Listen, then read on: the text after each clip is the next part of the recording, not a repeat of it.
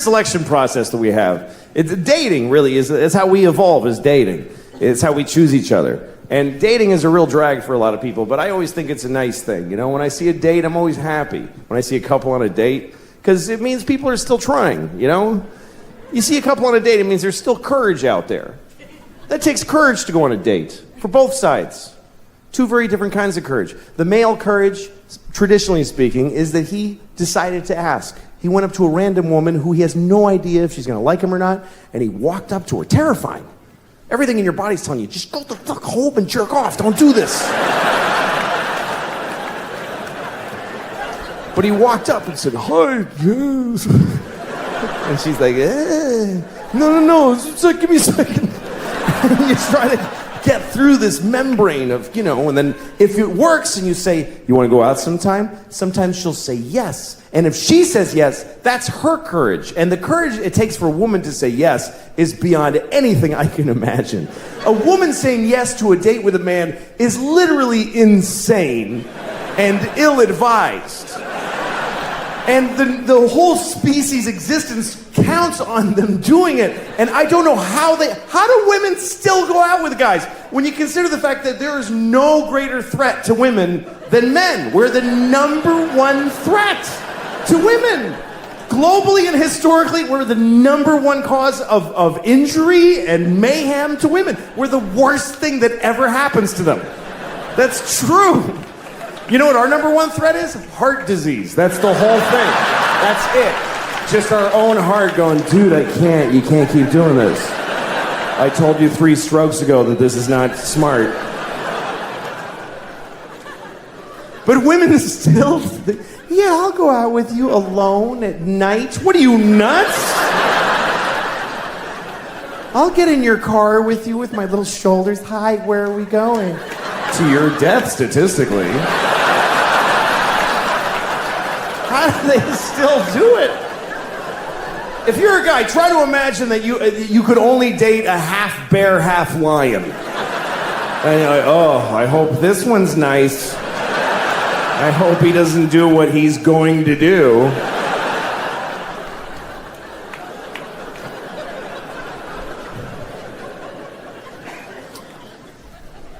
I love when I see a date. You know, you see a date, you can tell it's the first date because the way they're walking together, and she's looking up at his face trying to figure him out, and he's just a mess. A guy in a first date he has no actual personality. He's just a mishmash of different kinds of dudes for a couple of seconds each. Just anything. No cohesive, just like a ransom note cut out of a lot of magazines. Just, yeah, yes, I think so too. Whatever, just like a blind dick in space, just thrusting in infinite directions, hoping to find pay dirt at some place. And then sometimes you see a date that's later down the line and something has happened. There's something that happens in a date that I never get to witness, because women do this. They get to do it inside. They get to just decide quietly, I'm gonna let him fuck me. They just get to decide. Something he says, and she's like, that was good, he's gonna fuck me later. And he has no idea. He's still like trying all this shit. He still has no idea he's already in there.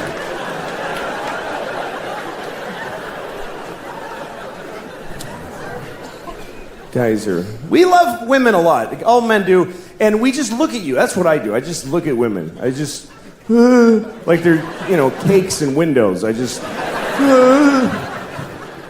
was walking in New York once, and there's these 2 very cute women walking behind me, and I was trying to walk slowly so I could hear what they were saying to each other, because they were cute. So I wanted to hear them, like that's gonna help me in any way to hear them.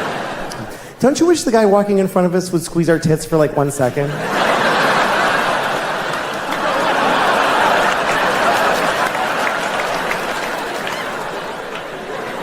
Okay.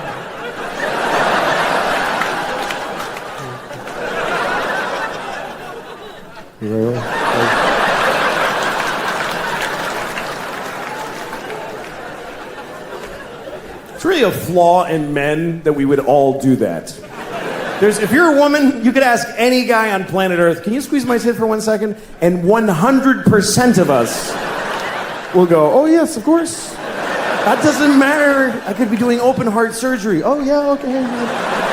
Oh, don't worry, he's not your tits, don't worry about it. I don't know why we love tits so much. Some people say it's because we breastfeed, but so do women. Or, you know, baby women. Not grown-up women don't usually. You don't see like a 68-year-old woman, like a stately look, you know, like Sigourney Weaver, like sucking milk out of a young woman's tit. Thank you, Deborah. I'll see you tomorrow, 2:00. It's not usually the thing, is the elderly breastfeeding from the young. Except for at the end of The Grapes of Wrath, which I don't mean to ruin that book for you, but you should have read it by now. I don't know if you read The Grapes of Wrath, but that's how it ends, with an old dying man sucking milk out of a young girl's tit, and then the book is over. And you're like, Jesus, what happened at the end there? That's crazy. There's no other book in that genre. There's no dense, historic classic that ends with a weird, porny paragraph at the very... And then Anna Karenina shat on his chest. Holy moly with that! The end. Oh my God! That is a violent shift in tone at the end of that book. I've been reading this book for 3 months.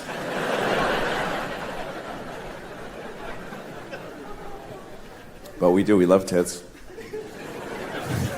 And you always know a tit. You always know a tit. You know, like, you ever been in a crowded place, like a subway or a sports stadium, and you're smushed in with other people, and your elbow touches a tit behind you, like, that's a tit! I just touched it! I know that was a tit! I know it! Because the sensitivity of the male elbow to tit flesh specifically is unbelievable. Just to tits, because you could drive a tack in there, I'm not going to feel it. But a tit, through a shirt and a sweater and a jacket, and her jacket, sweater, shirt, and bra, somehow, it's a tit, I touched a tit. I touched a tit. I touched one tit. One tit. That's rare to touch one tit. It's like a 4-leaf clover.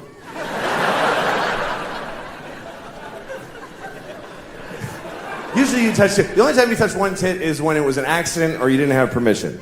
But otherwise, when tit access is granted, it's usually good for 2 tits at a time. Once you're on one, you really have to screw up really badly and quickly to lose tit access between tits 1 and 2. You must have said something really dumb on the first tit that you didn't get the second one. Oh yeah, it's like your mom's dirty whore tit. Why? What? I said I liked it. That's what I meant, is that I like it.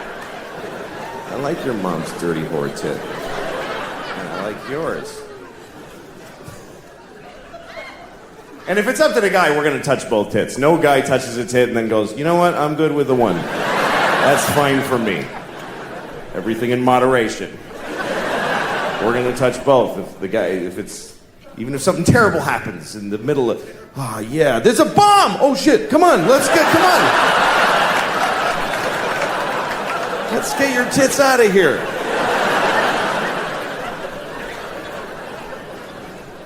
I've seen a few tits. I've seen, 48 maybe, I don't know. I've had my history in my life, you know. I've been divorced for 5 years, and it's been the best part of my life, being divorced. Easily my favorite part of my life. I love being divorced. Every year has been better than the last. And it's the only time I can say that about. And by the way, I'm not saying don't get married. If you meet somebody, fall in love and get married, and then get divorced, because that's the best part. It's the best part. Marriage is just like a larva stage for true happiness, which is divorce, because you just let go and everything's fine now. Divorce is forever. It really actually is. Marriage is for how long you can hack it. But divorce just gets stronger like a piece of oak. Nobody ever says, oh, my divorce is falling apart, it's over, I can't take it.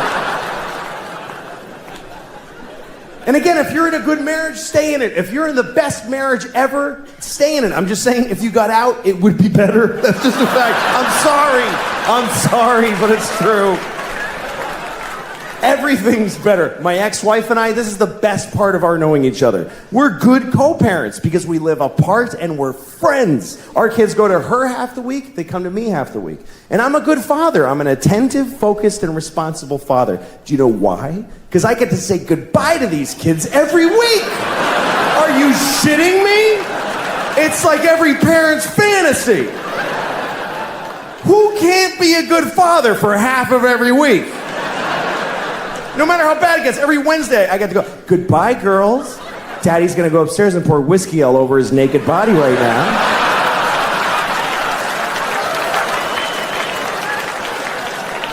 I'm gonna lay in my own filth until 2 seconds before you come back here.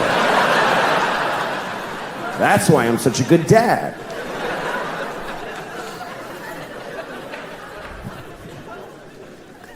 My daughter was having a dance thing at her school. They had this big dance. Anyway, we all went, all the parents, and everybody's there, and everybody's got their phone. Every single parent. It was an amazing thing to watch, because kids are dancing, and every parent is standing there like this. Every single person was blocking their vision of their actual child with their phone. And the kids, I went over by the stage, and the kids, there's people holding iPads in front of their faces. It looked like we're all in the witness protection program. Like the kids can't see their parents. And everybody's watching a shitty movie of something that's happening 10 feet. Like, look at your fucking kid. The resolution on the kid is unbelievable. If you just look, it's totally HD. Why are you taping this? You're never gonna watch it. In a million years, you're not gonna watch videos of your kids doing shit you missed the first time it happened. You don't watch it, you just put it on Facebook. Here, you watch it. I wanna take a nap now. And then you get to read all the comments. Oh my God! It's so cute!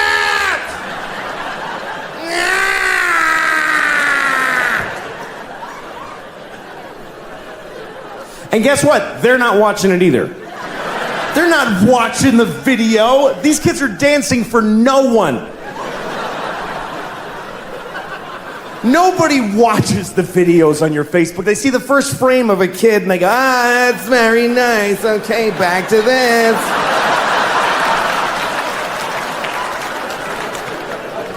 Nobody's watching your kids' videos on Facebook, I promise you. I'll prove it to you. Next time you tape your kids dance, take 1 second of it, and then add 20 minutes of just your own asshole. Just go in the bathroom and just record your own anus opening and closing for 20 minutes. Tack it on to your kid dancing for a second, and put that on Facebook. Everybody will write the same thing. That's adorable. I think I see a future star.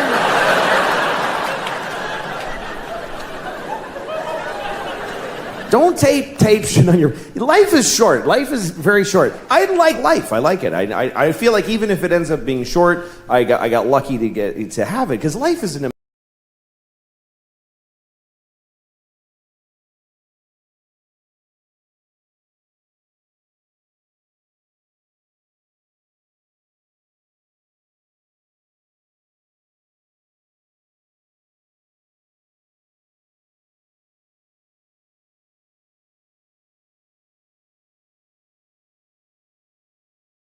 You know, I was in Zurich, and they have so much, you know, they're like, here's the bike, you want the bicycle, it's yours, just have it, it's nice.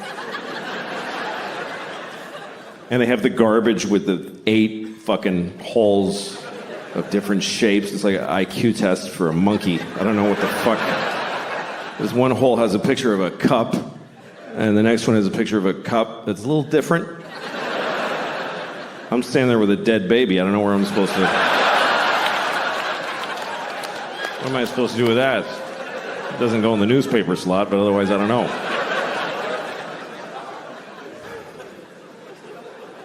I like cities. I don't like little places. When I go to Europe, I go to the big cities. Everybody tells you, don't go to Madrid. You got just go to Madrid for like a day.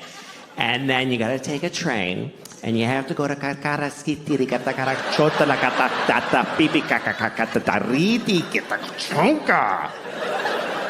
It's a beautiful little old village. And you're gonna love it. Fuck you. You don't know me. I'm not gonna love a village in Europe with a bell that goes pang, like whenever. And a dog walking alone. I don't like cute little places. I don't like little towns in America either, with little shops. Oh, look at that little shop. Let's go in that little shop. Now let's get a divorce. Isn't that a better idea? You go in there. I'll just walk away. Just tell the kids I was a pilot and I got shot down. I don't like little shops. I'm uncomfortable in a little shop. You go in and it's like, clill-a-ling-ling, clill-a-ling. Now it's just you and her.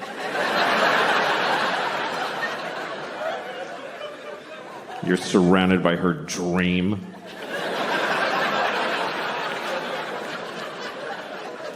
And you can't just go, ugh, and leave. Like, she saw you. You have to go all the way in now and look at all the little crafts that she made.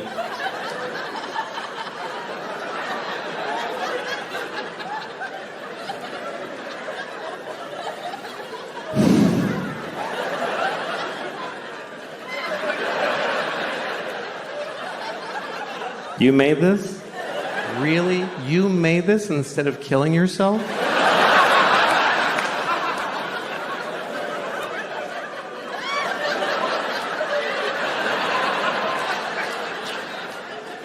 I fucking wish I was that mean. I really do. All my fantasies are about being mean, just having the balls to like walk in a little store like that and just go like, oh, I don't like this at all. I don't like it in here. Mm-mm. What's your name? Debbie? Fuck you, Debbie. I don't like your store.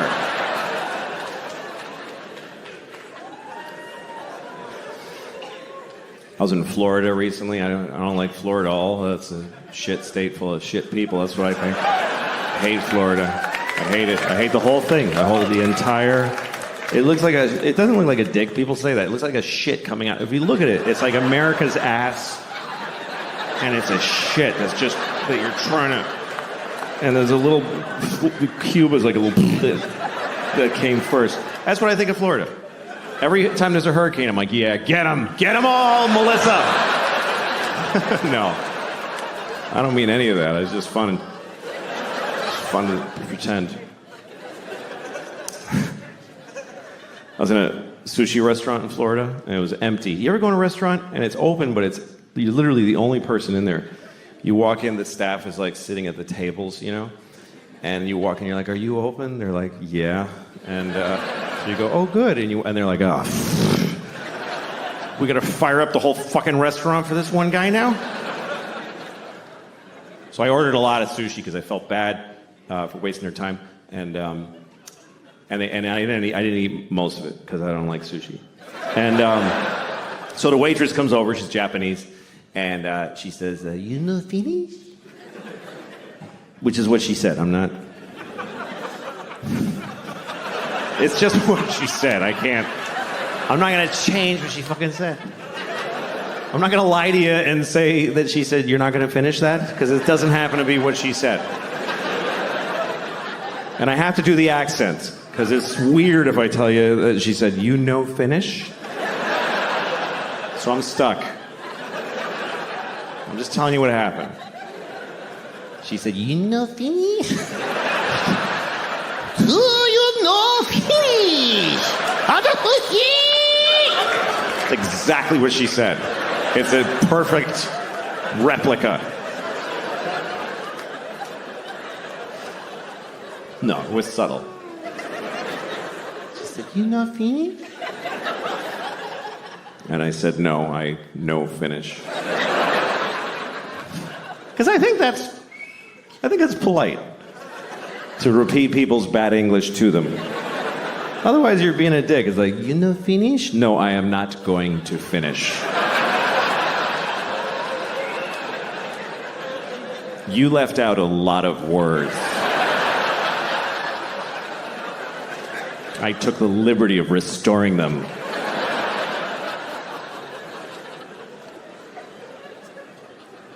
I was in upstate New York in a small town, and I was standing in front of a drugstore. And in the window of the drugstore, they had a wheelchair on display in the window. Is that really an impulse purchase?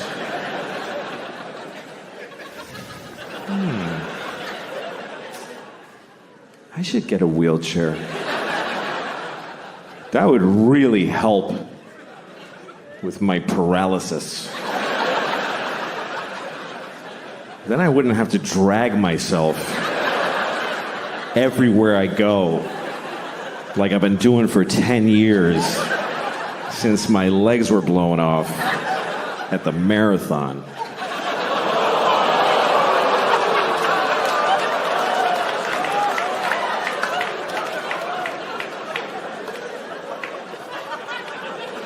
Okay. Bunch of fucking hypocrites, apparently. Because, let me point some out to you. Let me point some out to you, motherfuckers.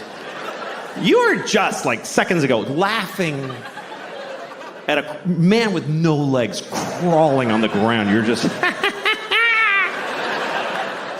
And then at the end, you're like, "Oh, but not those particular legless people." No. We thought you meant just some asshole with a childhood disease who deserves to be laughed at. Not one of those. Now we're laughing at all legless people equally. However you lost your legs. Ha ha ha. You haven't legs. And weave legs.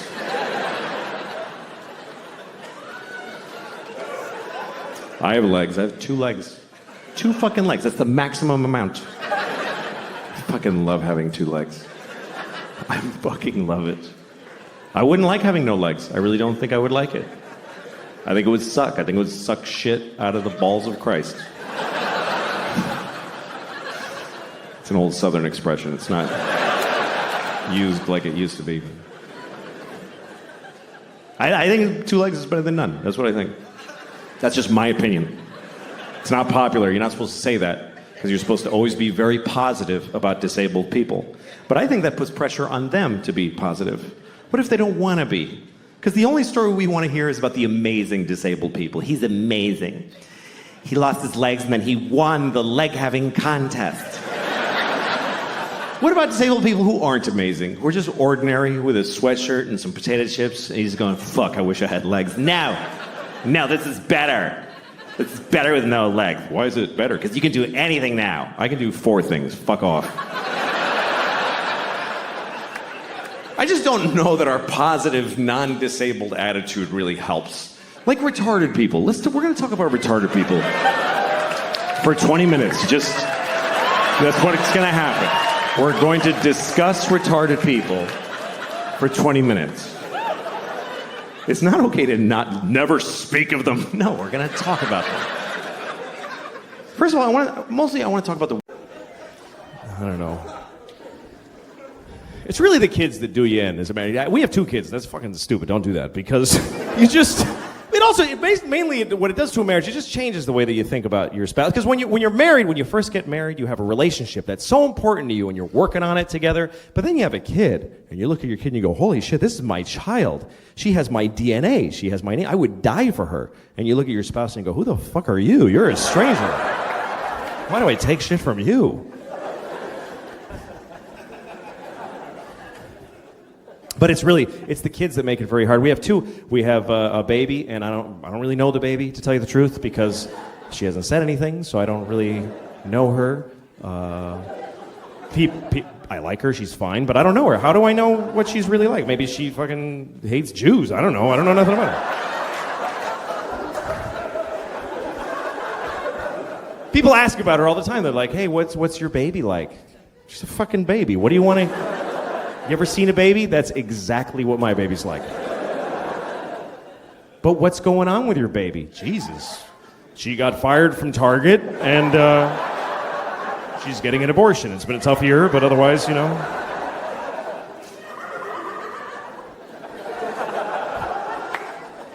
It's not a very complicated relationship with a baby. It's just somebody I have to make not die. That's really what the whole thing is. And I'm better at it sometimes than others.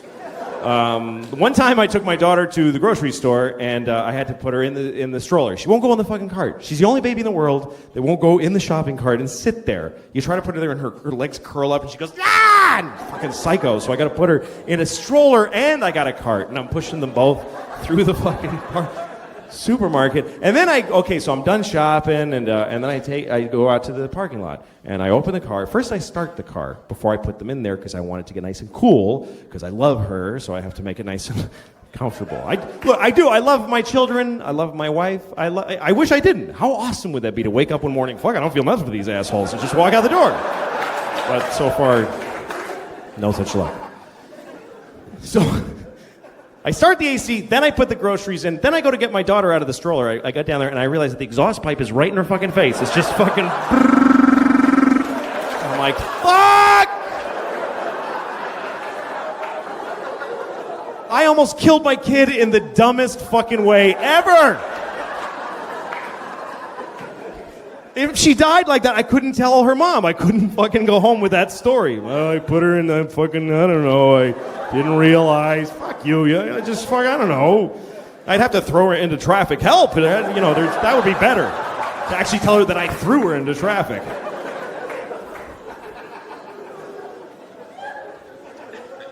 The other kid we have is, she's a girl, and she's 4, and she's also a fucking asshole. It's true, man. I'm serious. I say that with no remorse. Fucking asshole. She's a douchebag. She is. Fucking jerk.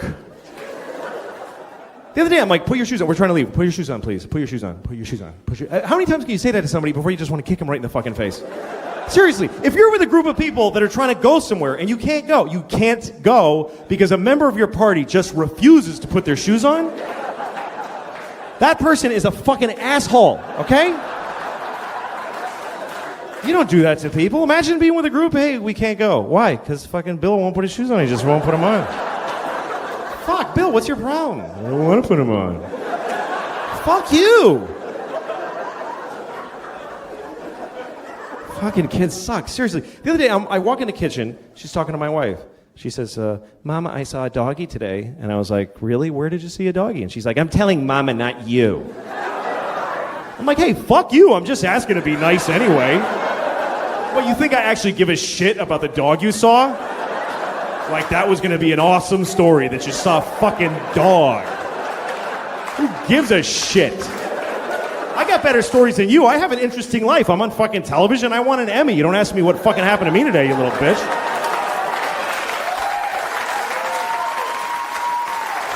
No.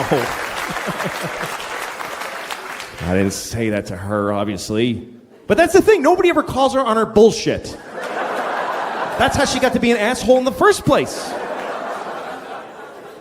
Nobody just goes, fuck you. You don't know. I'd love to, for one day, just fucking be totally on. Oh, you drew a dog? Let me see. That's shitting me. That's a scribble. That's nothing. That's not even anything. Show me a dog that looks like that. I'll give you $1,000. Seriously. God, fucking. Oh, the other day I was just dreaming about just fucking kicking her, kicking her out a window. Just fucking. I would never fucking hurt her, but I do. One time my daughter had a black eye because she walked into a door because she's stupid. And She had a little black eye, and I took her to ice cream. We went to an ice cream place, and everybody in the ice cream place is like, give me a dirty look. And I realized they think I hit her, and she has a black eye now. That's why I'm taking her to ice cream. That's what they think. And I was so insulted. I want to say, hey, fuck all of you, okay? She's this big. You think if I hit her, she'd have a black eye? She'd be fucking decimated. There'd be nothing there. Look at this shit. I would ruin her head with one punch, easily. She has no defensive skills. She fucking sucks. She'd be like just smiling at me and there'd be just fucking... just a dent there like a fucking bomb went off.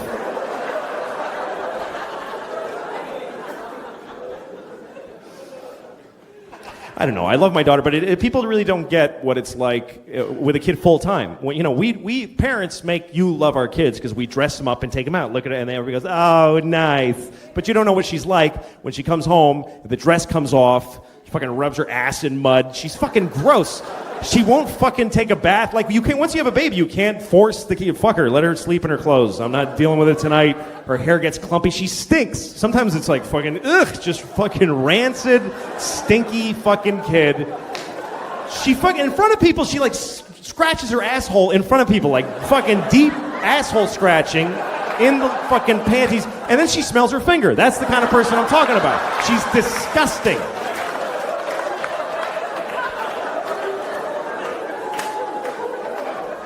The other day I come home and she's just laying on the carpet with just spread eagle naked, and she's just stretching her vagina open going, just fucking holding it open. I'm like, fuck, shit, okay. Wow. That's, wow. Don't react. I can't go, I can't do that, that'll fuck her up. Let's go, hello, hi, how are you? Hi, how's school? Okay.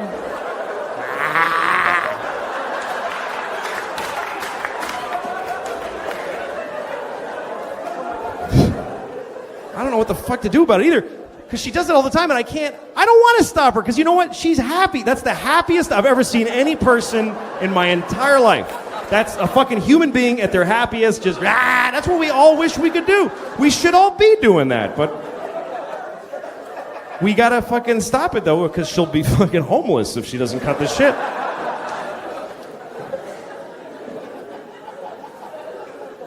So, yeah, it's fucking...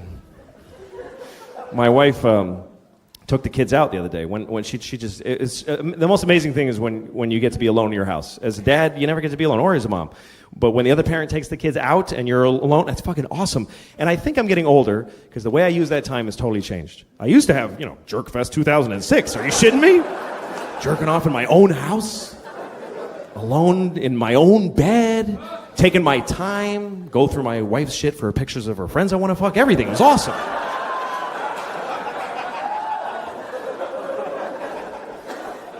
But I'm older now, so I don't do that. I don't care about that. Now, when everybody leaves, you know what I do? I just shit for hours. I take a big, long, beautifully private shit with nobody fucking with me. That's my dream in life, is to take a shit without people fucking with me. Because when you have kids, first of all, the other parent starts banging the window on the door. Get out of there! Help me! Or my 4-year-old walks in while I'm shitting. She just fucking walks in the room and does a little dance. I'm like, get out of here. My asshole is this big. I'm pushing a shit out right now. I don't want to see a cute face at this moment. That's traumatizing. And so when they leave, even if I don't have to, I just shit for fucking hour. My ass dries out. I don't care. I stay there because I love shitting. That's how old I am. I love to shit. It's my favorite thing. I don't know why they call it number 2. I think it's easily the best one. It's in my book. It's number 1.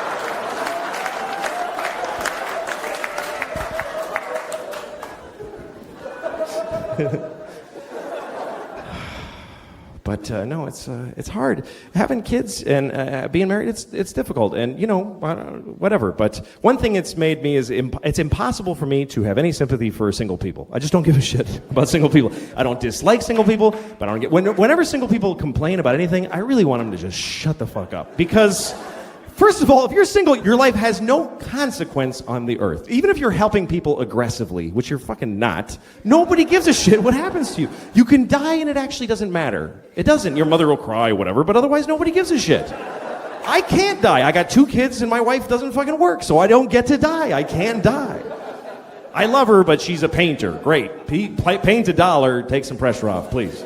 But single people, when you they complain. Like, we don't complain when you ask a parent, hey, how's the family? We go, great. That's all we ever say. It's never fucking great. But we say great because we're not going to tell you, well, my wife assassinated my sexual identity and my children are eating my dreams. We don't fucking bother you with that. We just say great. But if you ask a single person, how's it going? They're like, well, my apartment doesn't get enough southern light, and the carpeting is getting a little moldy. You know what you should do? Burn it down and kill yourself, because nobody fucking cares. My girlfriend doesn't like the same music as me, and she acts bored at parties. We fucking call her and say, fuck you, and hang up, and leave her. You can end that shit with a phone call. I need a fucking gun and a plane ticket and bleach and shit. I need a whole bunch of... Thank you guys very much. You've been really great. A piece of litter, what are you supposed to do with it? You should throw it on the pile of litter. Because if you don't, if you put it in a receptacle, then it gets collected and it gets taken to a dump in a landfill, and then or it goes on a boat and it goes out and gets dumped in the ocean, and some dolphin wears it as a hat on its face for 10 years. This hat that never dissolves on its face. Oh. Jesus.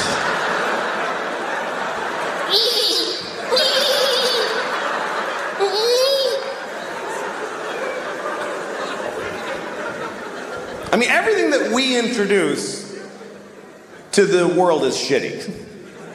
Meaning white people. Because I really think that white people are from like another planet. Because when we came to America, it was so nice. It was just Indians, and they weren't even Indians. We called them that by accident, and we still called them that. Like, we knew in a month that it wasn't Indians, but we just don't give a shit. We never correct it. We came here, they're like, hi, and we're like, hey, you're Indians, right? And they're like, no. No, this is India, right? No, it's not, it's totally other place.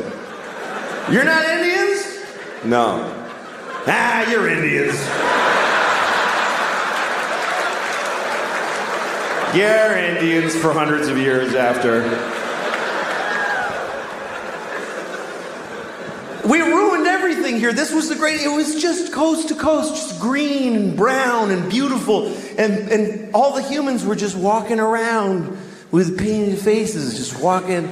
And they'd be like, ooh, that looks yummy. And then they just eat from the ground. And then they'd sleep on the grass. And they'd wake up and they'd fuck. And then they'd go for a swim and do a little dance. That was the whole continent, was just folks doing that. I mean, there was people in Mexico cutting off kids' heads and rolling them down the pyramid stairs. But that's always going on. What are you gonna, you can't do a whole lot about that. But I think we came from another planet, and the reason is because we don't like it here. I mean, why, if we're from here, if we belong on Earth, why aren't we comfortable on Earth at all? We need nice, smooth surfaces and right angles, and we need it to be cool and not too hot, just a little, that's just perfect. Like, why wouldn't, when it's hot, why wouldn't we just, yeah, fuck it? Why wouldn't we be like that if we belong here? And it's weird because people that aren't, whatever you call there's environmentalists, and then there's people who are whatever, they just hate environmentalists. But that's what people get angry at environmentalists, because they think they're slowing down the economy and creating restrictions. And a lot of these people are Christian. A lot of these people are very devout Christians. And that's such a confusing thing to me, that if you believe that God gave you the earth, that God created the earth for you, why would you not have to look after it? Why would you not think that when he came back, he wouldn't go, what the fuck did you do? I gave this to you, motherfucker. Are you crazy? The polar bears are brown. What did you do to the polar bears? Did you shit all over every polar bear? Who did this? Who spilled this shit? Who spilled this? Come over. Did you fucking spill this? What is that? It's oil. It's just some oil. I didn't mean to spill. Well, why didn't you take it out of the fucking ground? Because I wanted to go faster. I'm not fast enough. And I was cold. What the fuck do you mean cold? I gave you everything you needed, you piece of shit. Well, because jobs. What is a job? Explain to me, what's a fucking job? You go you work at a place, and when people call when their game doesn't work, and you help them figure it out. What do you do that for? For money. What do you need money for? Food. Just eat the shit on the floor. I left shit all over the floor. Fucking corn and wheat and shit. Grab it up, make some bread. What are you doing? Yeah, but it doesn't have bacon around it, and I like when it has like bacon on it and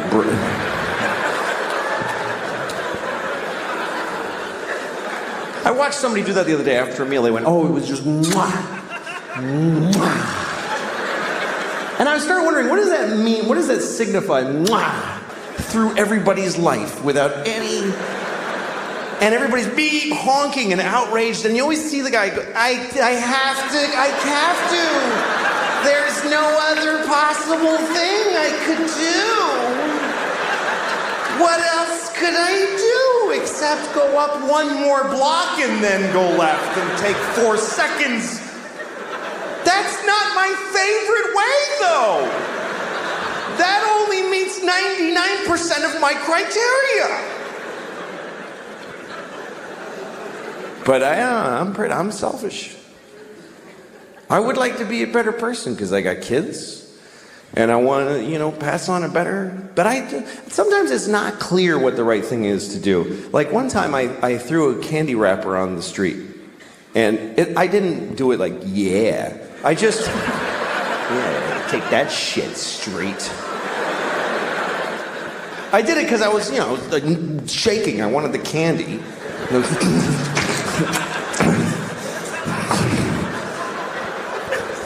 Anyway, I was with a friend who said to me, you just littered on the street. Don't you care about the environment? And I thought about it and I said, you know what? This isn't the environment. This is New York City. This is not the environment. This is where people live. New York City is not the environment. New York City is a giant piece of litter. It's like the giantest, next to Mexico City, the shittiest piece of litter in the world. Just a pussy, runny, smoking, stinking piece of litter. So if you have... All right.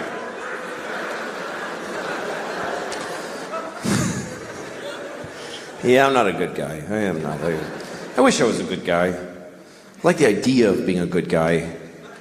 Sometimes I have an opportunity to be a good guy, but then I don't necessarily do it. I was on a plane once, and I was flying first class because I had a thing. I fly first class. Who cares? Just, that's the way it is. I'm not like you. I'm not. All the things you do, I do a better version of all those things. And it's only for another year at the most, believe me. It's not gonna last. It's been about 8 months, I got a year left, and then I'm back to being just like you. But for now, it's pretty good. So, I'm in a first class seat, and first class is so crazily better. It's so much better. You get a bigger seat, they fly on a shitty airline. You think they get to go in a cool green plane with a red light and go, go, go! No, they just go to Delta, and they just wait in line to go to a war. And they always fly coach. I've never seen a soldier in first class in my life. It could be a full bird colonel. He's between two fat guys in coach. And they're always nice. I've never seen a soldier get on a plane like, hey, I'm in the army. Fuck you. I have a gun.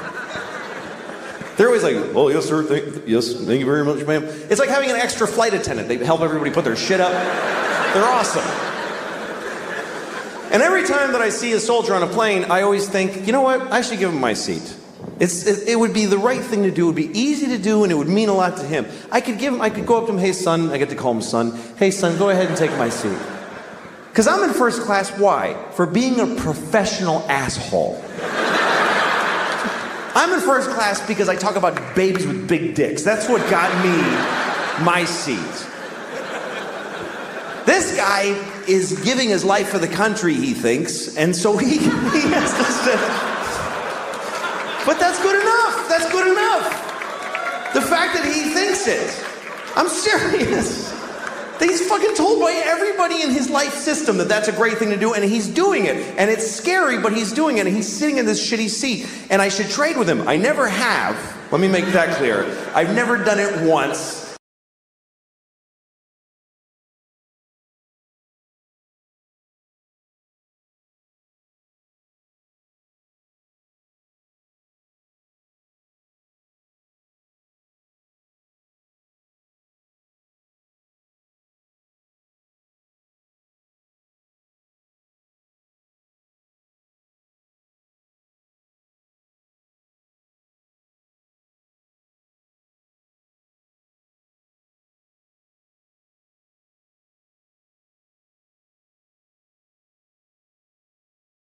Triangles with red tips.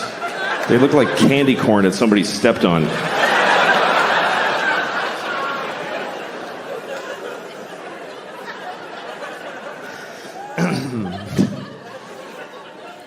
But it's nice. It's nice having a girlfriend. It's better than being married because, you know, with a girlfriend you can switch. And marriage is that's hard. I feel bad for people that are in a bad marriage. If you're in a bad marriage, by the way, you know what you should do? Just stay home. Don't make people, just self-quarantine. Don't make people fucking look at you. You know those couples that come over for dinner and they're holding a gun to each other's heads like, hi, thanks for having us. Fuck. There's always that awful moment at dinner. One of them's like, we saw that show on Wednesday. The other one's like, it wasn't Wednesday. We're gonna fucking puke because of your life. Oh, that's bad. I was on an airplane one time, and a married couple came on, and they had been sat separately. There was some mistake, so they're trying to figure it out. And the woman, she's supposed to sit here, she comes up to me, she says, would you mind moving so I can sit with my husband? And he's behind her, he's like...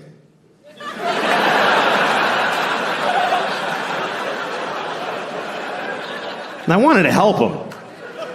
But what am I going to say to his wife? Just, no, I won't move. Then I have to sit with her.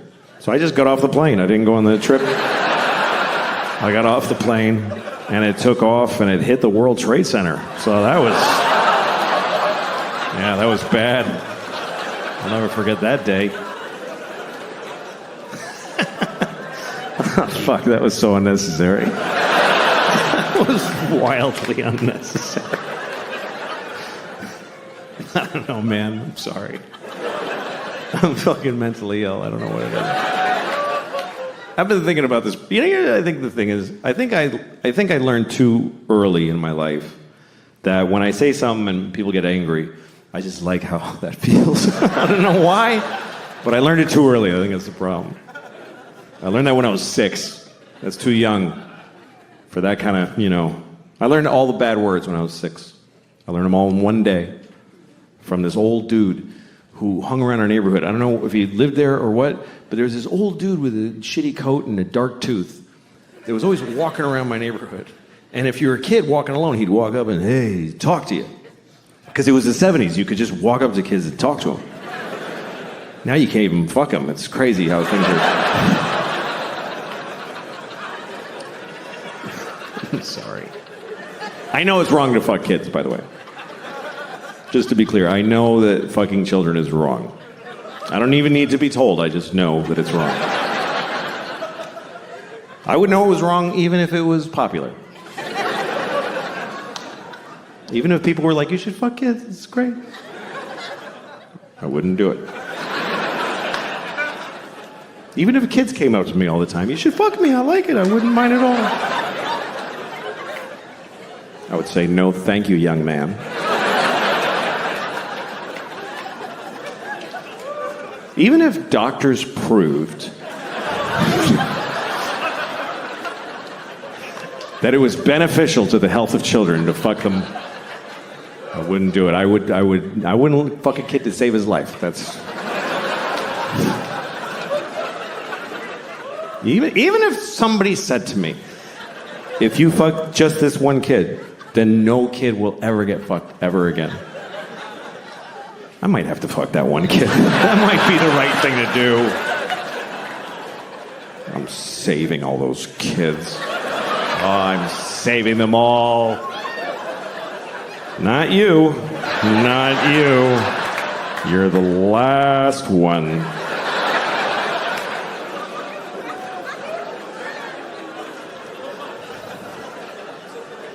Hypothetically.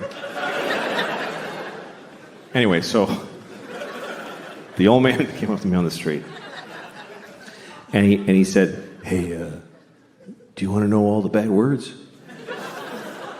And I said, "Yes, I think I do." So he's like, "All right, okay, fuck, shit, piss, dick, balls, ass, cock, diarrhea, pussy, fart, cum." And I was like, just felt so good. I went to school, I went right up to my teacher, I said, "Fuck, shit, piss, dick, balls, ass, cock, diarrhea, cum, fart." And she started crying. It's a true story. She was like, "Ah!" I started crying. I had a boner. I was so happy. It's the best moment of my life. I had to go to the principal's office. He said, "Do you kiss your mother with that mouth?" I said, "No, but I eat her pussy with it." Yeah. Yeah.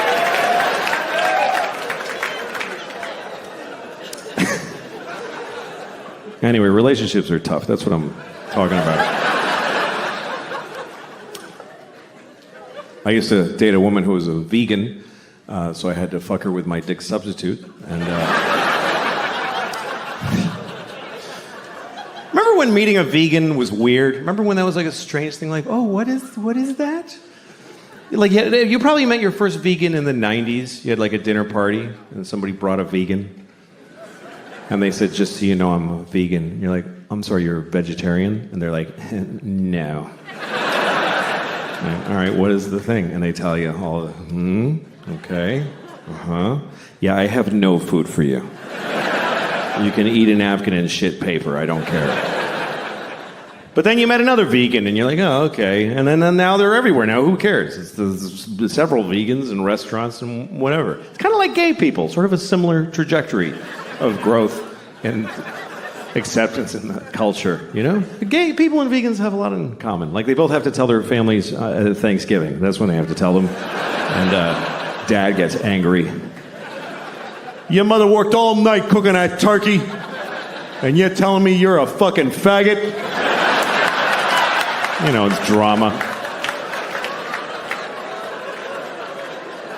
But those are the old days. Things are better now. I think it's pretty amazing when you think about it. The people used to say that being gay was wrong. Pretty recently, folks used to, like most people used to say, that being gay was wrong. Of course, it's not wrong to be gay. I mean, it's pretty gay, but it's not wrong. But that's what people used to say. And now nobody says that. And I think that's a positive change. I think that's a good thing. Although I do wonder if there are gay people who miss when it was wrong. Maybe there's a few who miss when it was, because wasn't it a little more fun when it was like, this is fucking crazy? Like, didn't that give it a little zhuzh, a little, I could lose my job, oh fuck. Because now they're like everybody else, which is great, and they can get married, that's terrific, but is that fun to fuck your husband at your house? Wasn't it more fun to be in an old nightclub at 4 a.m, like, I'm breaking my mother's heart? Oh, yeah. I don't know. I don't even mean just gay people. Just some people like when sex is a little fucked up, you know? Some people like when sex is a little fucked up. All right. No. All right, you want to talk about it? Should we talk about it? Yeah, all right. I don't mind talking about it. Okay. Here's what I'll give you some advice. Here's some advice that really only I can give you. Here's my advice. If you ever ask somebody, can I jerk off in front of you? Just let me finish. Let me finish what I'm saying. Fuck. Okay. If you ever ask somebody, may I jerk off in front of you? And they say yes. Just say, are you sure? That's the first part. And then if they say yes, just don't fucking do it. Just don't do it. Because look, whatever you're into, okay? Because everybody's got their thing. Whatever your thing is, I don't know. You all have your thing. I don't know what your thing is. You're so fucking lucky that I don't know what your thing is. Do you understand how lucky you are? That people don't know your fucking thing? Because everybody knows my thing.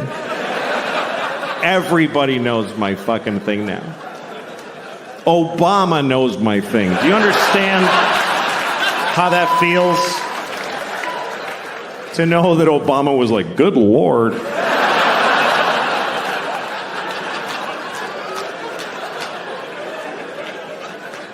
Everybody in the world knows my thing. I got on an airplane in Italy. This little kid was like, Mama, that's the guy who jacked off in front of the people.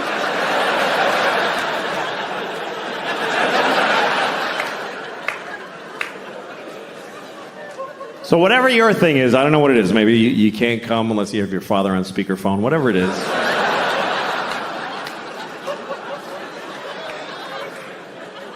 If you want to do it with somebody else, you need to ask first. But if they say yes, you still don't get to just go, woo, and charge ahead. You got to check in often. I guess that's what I would say. Check in. Because it's not always clear how people feel. Like, men are taught to make sure the woman is okay. But the thing is, women know how to seem okay when they're not okay. So you can't just look at her face and be like, yeah, her eyes are dry, we're fine, let's just keep going. You got to check in. Because communication during sex can be very confusing. Like, sometimes you're with a woman, you're having sex, she's making noises, she's going like, ooh, ah, and you're like, oh, she loves it. Not necessarily. Sometimes they're making those noises just to get through it. Because it's easier to go, ooh, than to say, I hate how you fuck me. Honestly, it's awful. So she goes, ooh, baby. It's kind of like a Negro spiritual. It's sort of similar. So to assume that she likes it is like if they heard slaves singing in the fields and you're like, hey, they're having a great time out there.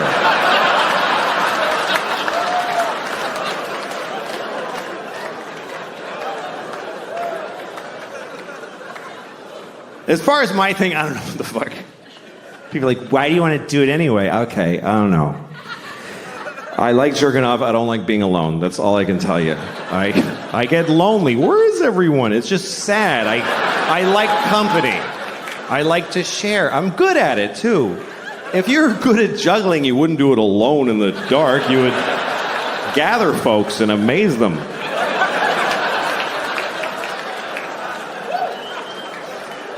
Anyway, that's all I'm going to say about that shit.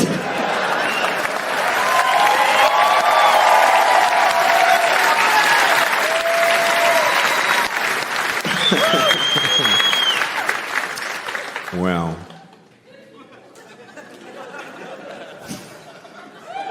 let me ask you a question. You ever wonder how many people ever fucked your mom? We're almost done. You're doing great. This is important to me. You ever look at your mom and go like, Mom, how many dicks? Just how many? I lost my mom, so those are the things I don't know, so I'm curious. I don't feel like a lot of dudes fuck my mom. Not because she's like pure, because I don't think so. But I hope it was as many as she wanted. That's what I hope. I hope she got all the dicks she ever dreamed of because I loved her. I hope at the end my mom was like, that was plenty of dicks.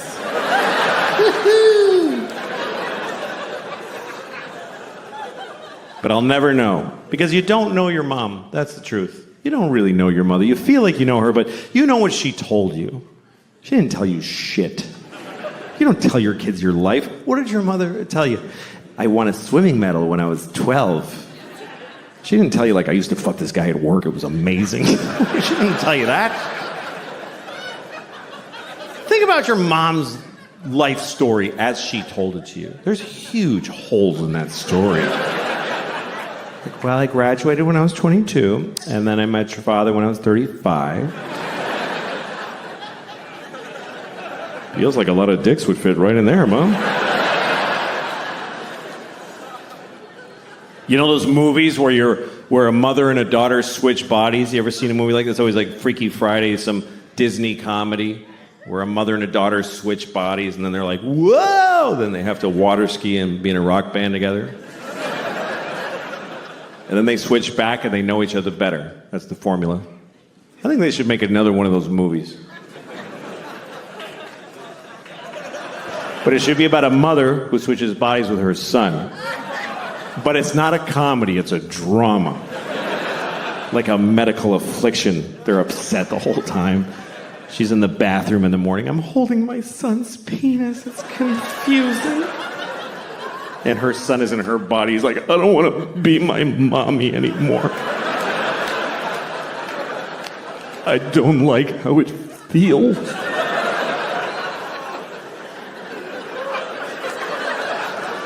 And his dad comes home and he starts fucking on me. Oh, God. What's happening now? I don't like this. But I don't want to say no to my dad.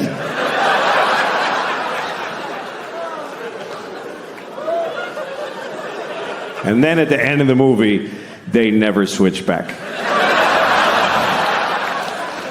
You guys were great. Thank you very much for coming tonight. It was a pleasure talking to you. Thanks.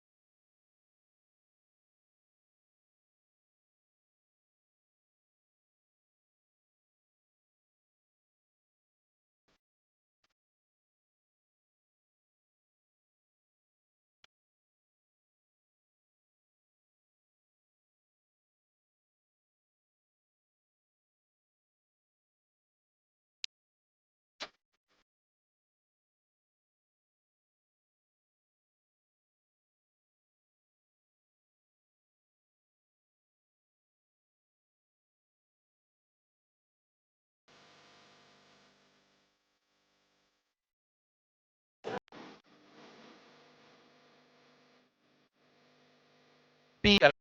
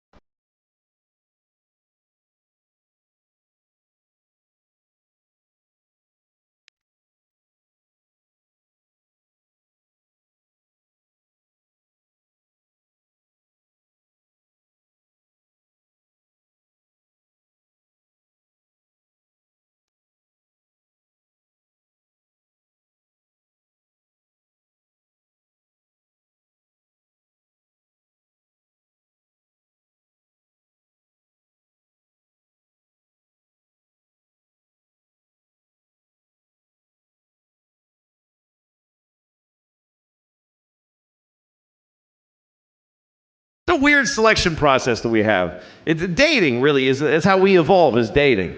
It's how we choose each other. And dating is a real drag for a lot of people, but I always think it's a nice thing. You know, when I see a date, I'm always happy. When I see a couple on a date, because it means people are still trying, you know? You see a couple on a date, it means there's still courage out there. That takes courage to go on a date, for both sides. Two very different kinds of courage. The male courage, traditionally speaking, is that he decided to ask. He went up to a random woman who he has no idea if she's gonna like him or not, and he walked up to her, terrifying. Everything in your body's telling you, just go the fuck home and jerk off, don't do this. But he walked up and said, hi, yes.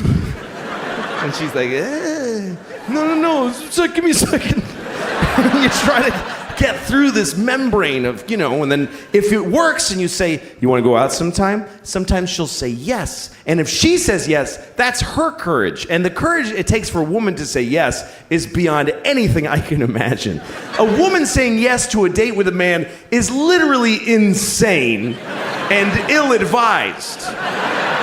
And the whole species' existence counts on them doing it. And I don't know how do women still go out with guys? When you consider the fact that there is no greater threat to women than men. We're the #1 threat to women. Globally and historically, we're the #1 cause of injury and mayhem to women. We're the worst thing that ever happens to them. That's true. You know what our #1 threat is? Heart disease. That's the whole thing. That's it. Just our own heart going, dude, you can't keep doing this. I told you 3 strokes ago that this is not smart. But women still think, yeah, I'll go out with you alone at night. What are you, nuts? I'll get in your car with you with my little shoulders. Hi, where are we going? To your death, statistically. How do they still do it? If you're a guy, try to imagine that you could only date a half bear, half lion. And you're like, oh, I hope this one's nice. I hope he doesn't do what he's going to do.